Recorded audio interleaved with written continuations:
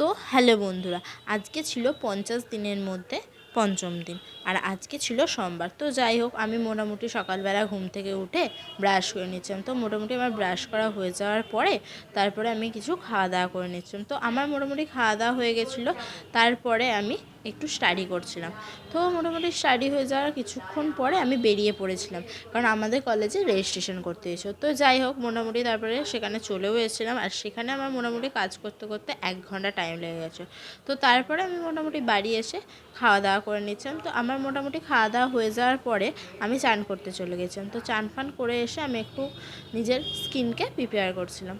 তো তারপরে মোটামুটি যেহেতু কাজ ছিল না, তাই একটু বসে বসে আমি ফোন ঘাঁটছিলাম।